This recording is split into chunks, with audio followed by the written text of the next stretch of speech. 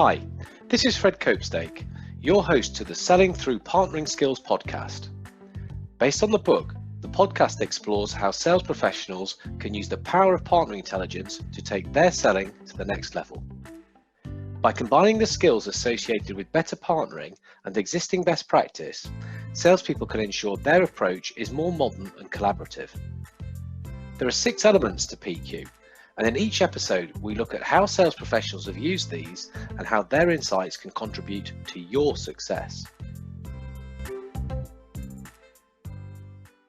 And welcome to this episode of the podcast, where I am joined by Trent, who is the Group Director of CCM.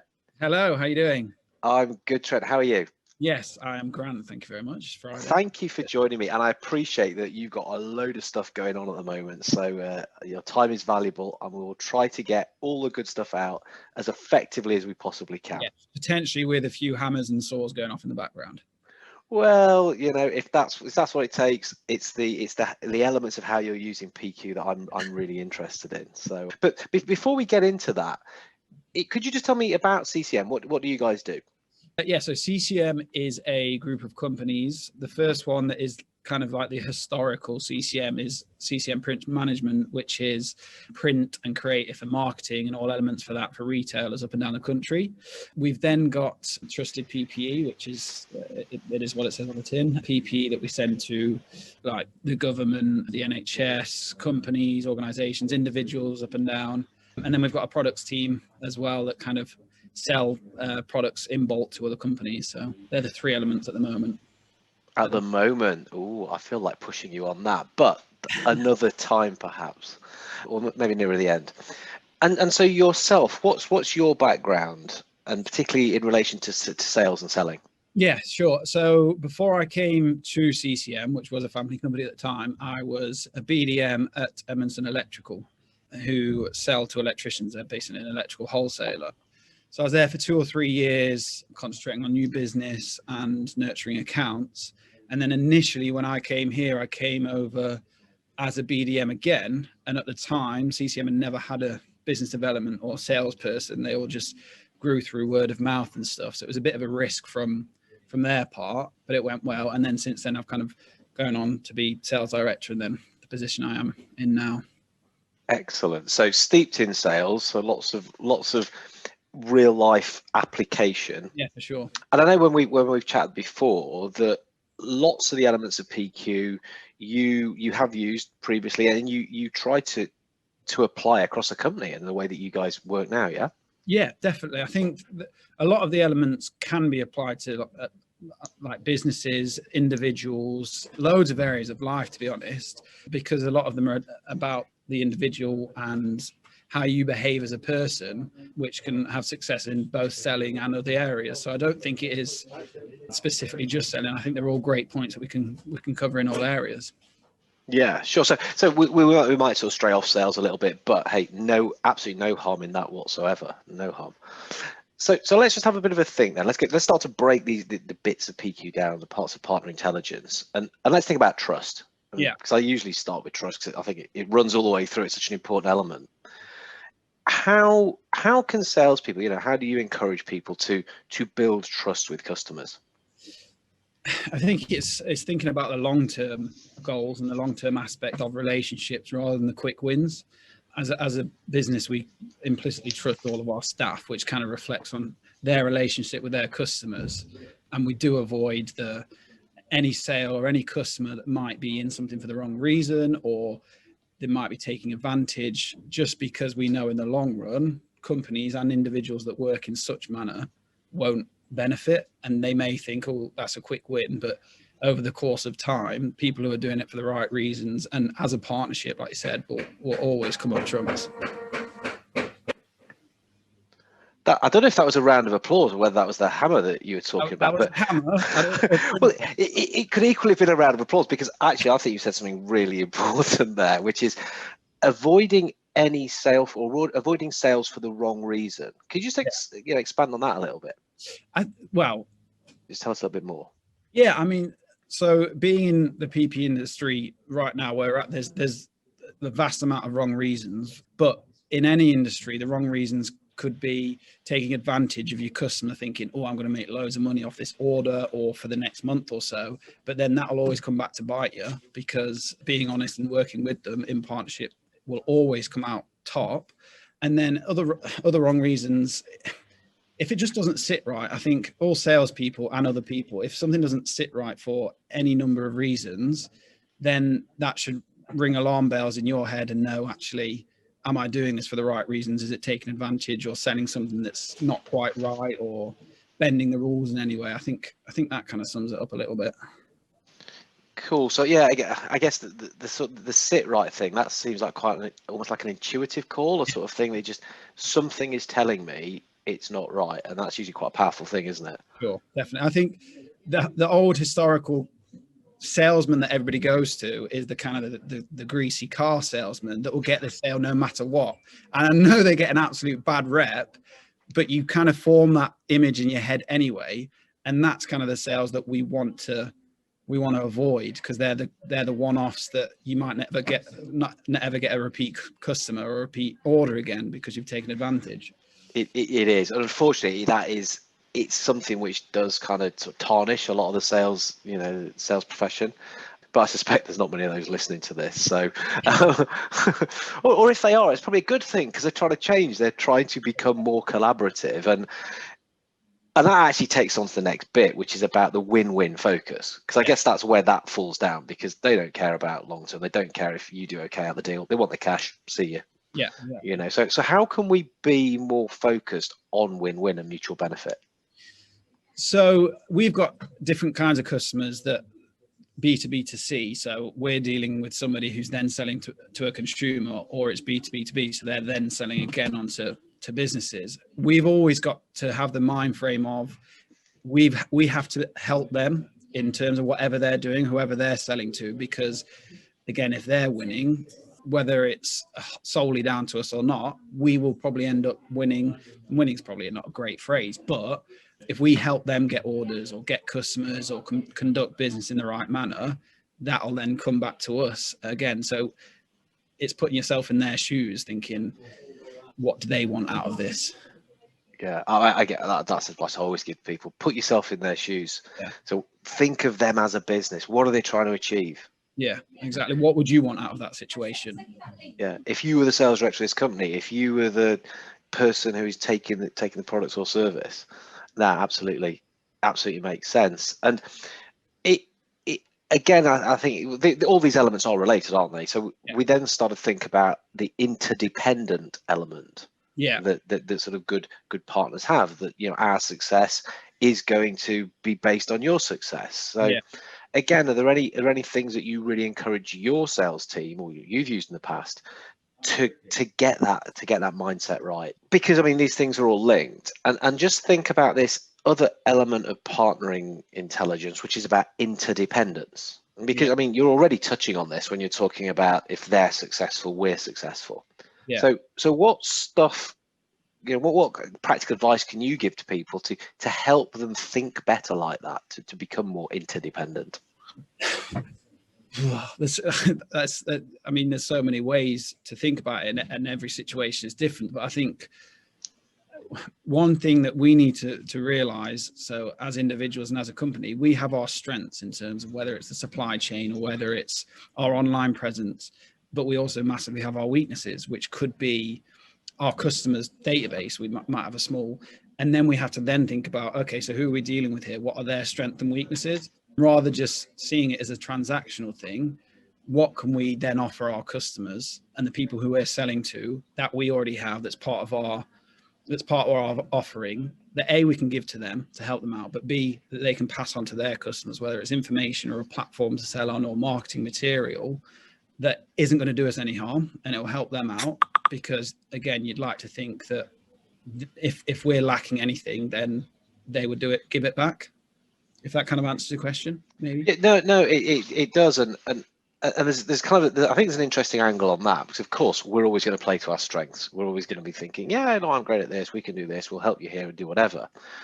But you actually touched on something interesting there about the weaknesses and being very aware that actually we're not so good at that. Yeah. How about talking to your customers about that? Would you open up and say, hey, look, we are not so good at this thing? To what degree do you think it makes sense for us, when we've identified our weaknesses, to talk to our customers about that and to say, hey, look, we're not so good at this stuff, but Yeah, you guys are, and this is where we come together? Is that something you'd actively encourage? definitely. I think there's even more benefits of leaning on them if it's their strength. So our best customers are the ones we've got the great relationships with, that we can rely on for a recommendation or a case study that they'll do, because we ask, oh, are we doing a good job? And they say yes. And that's great. But the important thing is that if we've got a great relationship with them, we can say, over the last 6 months, what have we done not so well? And rather than shying away from that and not admitting it and coming up with excuses, taking that on board, saying, oh, this was delivered late, or this was damaged, or whatever it might be, saying thank you, appreciating that, and then trying to rectify it, because that'll also strengthen the relationship again. So they'll appreciate that you're taking their feedback on board and kind of putting it into our business. So I couldn't agree more. I mean, it's funny enough, that is one of the elements of partnering intelligence, isn't it? Which is self-disclosure and feedback. It's saying, I ain't so good at this, or this is what I need, is another thing which salespeople don't always do so well. Yeah. So this is what's going to make the deal good for us, going back to win-win. But equally, I want feedback. I want to know, it's great when we hear what we're doing well. Of course, we all love it, but what can we do better? Which can sometimes hurt, because you might think, well, I thought we were doing really well there. Yeah. I thought we were good at that. Exactly. But, if you think of the big companies as well, the internationals, whatever transaction that may be, I'm pretty sure most of them follow up with an email saying, what did we do well? What did we do not so well? And that's not personal, and that's not the level that we probably operate at. But if they've clicked on that, that's the right thing to do, then that's telling us something as well. So, I mean, I think that's quite interesting, because we get, every time you buy anything, you get stuff about feedback, don't you? Rates between 1 and 10 and all this kind of stuff. Now, I mean, I don't know, maybe I'm just cynical, but I think that this is probably just so they've got info that they can put into net promoter scores and all that kind of stuff. Do they actually care about what you're saying? You'd like to think so, but well, some of them don't ask you for comments. It's just give us a number. Then we got a number, and we can play with a number, and then we can make some numbers. And it's like, oh, great, what you can do with your numbers.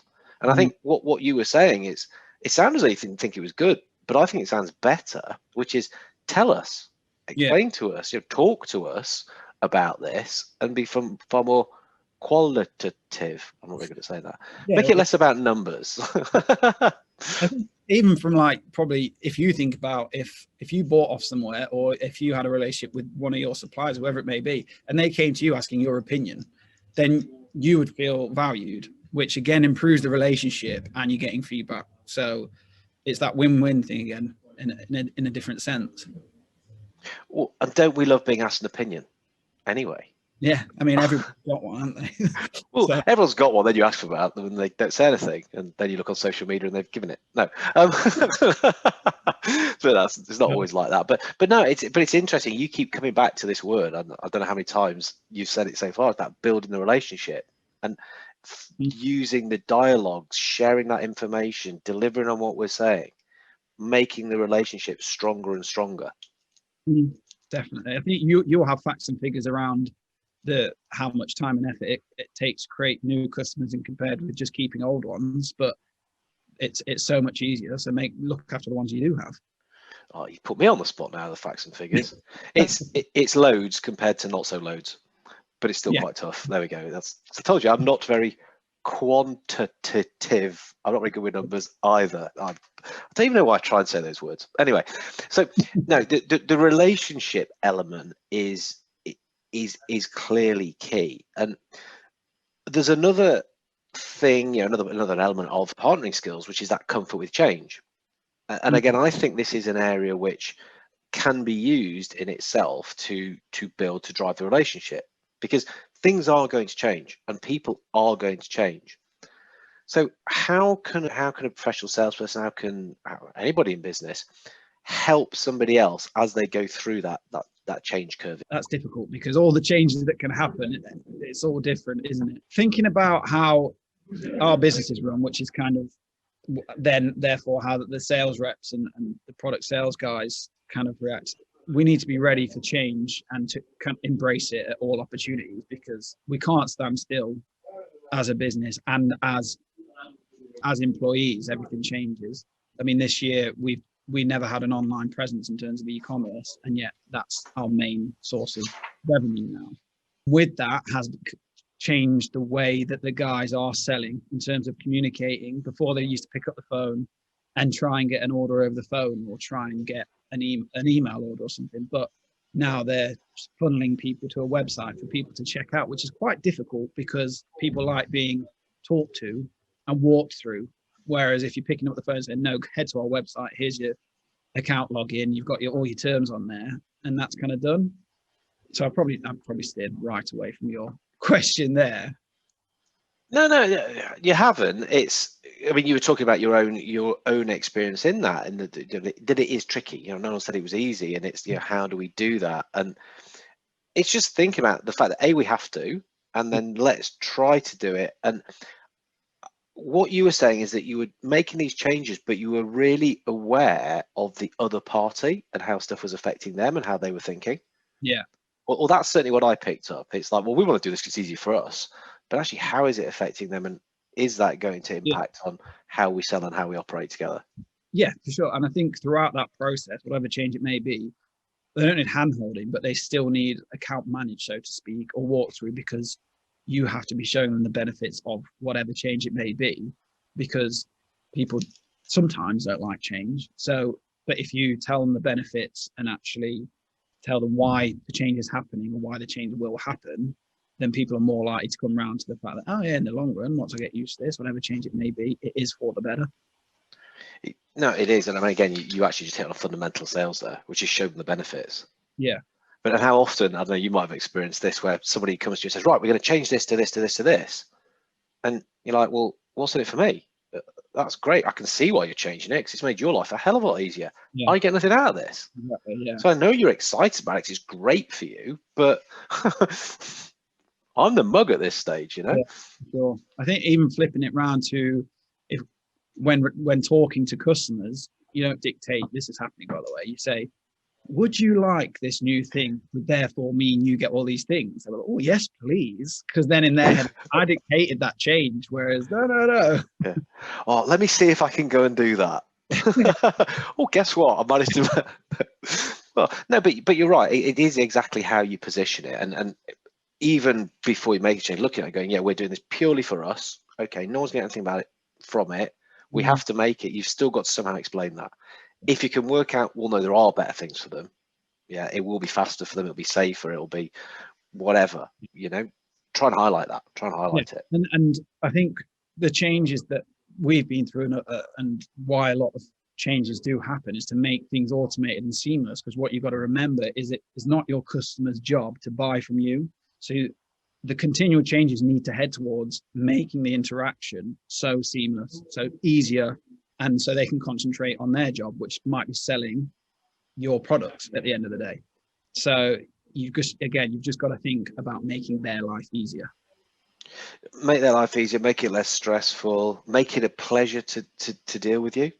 I was chatting on a podcast a little while ago where the guest was talking about how actually the buying experience is the differentiator. At the end of the day, when so many products are the same, or offers are the same, and a lot of salespeople struggle with this, and oh no, we're really special. No, what you're doing is the same. Apart from how I buy from you and how it's good fun, it's easier, whatever those things, that's what the differentiator is. And if we can be aware of that, that makes a whole load of sense. Yeah, for sure. Definitely. So we're going through these nicely. There's lots of good thinking on this, and actually we kind of started with this when you were talking about trust, because you link trust straight away with being in it for the long term. Yeah. So the last element of PQ, which is future orientation, you've started on, but I want a little bit more. I want a little bit. How can we? I'm greedy, How can we get salespeople to be a little bit more longer term focused? Because there is potential, isn't there, where salespeople are kind of looking quite short term. They're trying to get their target. They're trying to, get the deal straight away. When we know that it's better if they are looking a bit sort of longer term there. Sure. I think the overarching theme for both us and a salesperson, which we say all the time, there's no finish line in business. You never complete business or sales. It's not a finite thing. So it's pointless to feel like once I've hit this target, or once I've done that, you've completed it, move on. It's not like that. It's only as long as we kind of make it to an extent. So it's definitely always about the long term. So for example, if you can have a success next week because it's the end of your quarter or it's the end of your year, whatever, but something's skew with or not going quite right, and that'll then impact what happens next year, and it might be detrimental over the course of the 12-month period, then you need to be thinking about that and be wiser to it and know, all right, we're going to take a hit next week, but over the course of 12 months, we'll see the fruits of that. And that's a conversation that you would be open to. It's look, I could nail an order now, but it will be the wrong thing. Again, it's going back to words you said earlier. It's just there's something wrong with that. It doesn't sit right. Definitely. Yeah. It's a constant discussion that we have here. Even business decisions as a team, internal business decisions, we can do something now, or we can wait and get it properly refurbed. So it'll be a lot nicer. So that's an example. But because the team here works so closely, quite often they'll come to the crowd and say, what do you think to this? Shall I say yes or no, or should we think about this quarter or next quarter? That is really interesting. That's quite different, actually. Not all organizations operate like that. No. I've come across loads where they will say one thing about being consultative, being collaborative, trust advisors, doing the best thing, and it's great. They're really very, very genuine about it. Until the end of the month, when it's like, right, get out and sell this product, bam, bam, bam, and it's just go completely transactional, like the other end of the scale, and it leaves salespeople so confused. Definitely, it's interesting as well because actually, if the 3 or 4 other elements are all in line in terms of the win-win and the relationship and everything like that, good salespeople potentially could get to the end of the quarter and rather than trying to be clever about a situation to get their target, if they've got that relationship, they can say to a customer, look, I'm this far off. Is there any chance that you need something over the next week that will help me hit my target and get my boss off my back? So it's the first 3 or 4 elements that kind of will help you with the longer term stuff anyway, which will help you with the short term. This is very convoluted, but hopefully you understand what I'm saying. We're back to relationship and being pretty transparent and talking. This is what it's like. You know, we're saying to people in business, that's kind of where my target's at. Sometimes, can you take this? Yeah. I mean, I know salespeople would never say, can you not take this yet? And wait until next quarter. They'd never ever do that, would they? No. Nobody's ever sandbagged in the history of sales, but it's interesting. No, it's interesting, and that there's no finish line in business. Is an interesting element on that. Cool. So just sort of thinking about the future then. I mean, I really appreciate you kind of going through some of that thinking. I know there's a element of distraction going on, and but that's actually really good because it means this stuff is actually clear for you. But with all that stuff going around, it's still that's how we do. This is what this stuff means. This is how we apply it. Yeah. You're not kind of I've got to think about making something up that people might want to hear. Yeah, I think that's. I mean, it doesn't change into not just myself, but everybody here. And that's why the PQ stuff is so good, because you don't need to change your behavior depending on the customer. If you're genuinely true to yourself or true to these values, then it makes your life easier as well, because you don't have to put different hats on depending who you're speaking to. So there's some great stuff there. I want to go back to the very beginning where you said something about this is what we're doing at the moment. And look, we are still in the future orientation element technically. So go on, let us into a little secret. What's the future for you guys? So we're dabbling in a few things. So part of CCM is Axis, which is basically brand creation and e-commerce. So Trusted PP has gone well. So we're now looking at the next project, and we potentially, I don't know how VIP, I might get daggers here, if this isn't supposed to go public yet, but we're dabbling with e-scooters at the moment because we know that the industry is going to grow massively over the next few years. And it kind of ties into us as a company as well, because it's helping people go green and go electric. So it ties into a lot of our values, and it's very exciting. I think at the moment we have 5 products to test out before we create ours. So 5 people are doing product research, which essentially means scooting around the streets and figuring out what's good or bad. So it's very exciting for everybody. Oh, do you need a hand with that? Do you need an unbiased opinion on? To be honest, I think one might be coming to your house. Yeah, so you might, if we could get feedback from you and all, that would be amazing. Oh, there's a whole podcast series in this. Sales on a scooter. Yeah. Something like that. There you go. I like to repurpose. I like to get a lot of what I'm putting about. Either that or podcast from a hospital bed. That's interesting. I do like an exclusive. That's really cool. And yeah, this stuff's going out very quickly now before they can take it down. So Yeah. no, that's cool. Look, you said some really interesting stuff. You got some really interesting takes on PQ. You can hear what CCM is all about, with you leading it and these values and this way of thinking coming through it. Yeah. You're doing some exciting and some funky new stuff. How would people get in touch with you if they wanted to talk about any of that more? So I would probably suggest LinkedIn is the best way. I'm relatively active on LinkedIn and respond to a lot of messages on that. And CCM has a big presence on there as well. So if there's anything you want to communicate with anybody else in the business, whether it is the sales team or somebody else, then we are always on LinkedIn. That's a great way to get in touch. Brilliant. I'll pop your LinkedIn profile into the show notes. And yeah, look, thank you so much. I mean, I do appreciate your time. I know there is a lot going on and it's exciting times for you guys. And I just thought if I don't get you now, I probably won't. Brilliant. Oh, cheers, Fred. No, thank you. All right, mate. Thank you for listening to the Selling Through Partnering Skills podcast with me, Fred Copestake. If you liked it, why not leave a review? If you didn't, also leave one. Remember, it's all about the feedback. If you want to learn more about your own PQ, why not go to the book website, which is www.throughpartnering.co.uk, and there you can take a little self-audit. And of course, if you want to get in touch to talk about how you can use partnering skills, you can find me on LinkedIn, Facebook, Instagram, Twitter. So until next time, keep thinking about how you can adopt a more modern and collaborative approach to selling by selling through partnering skills.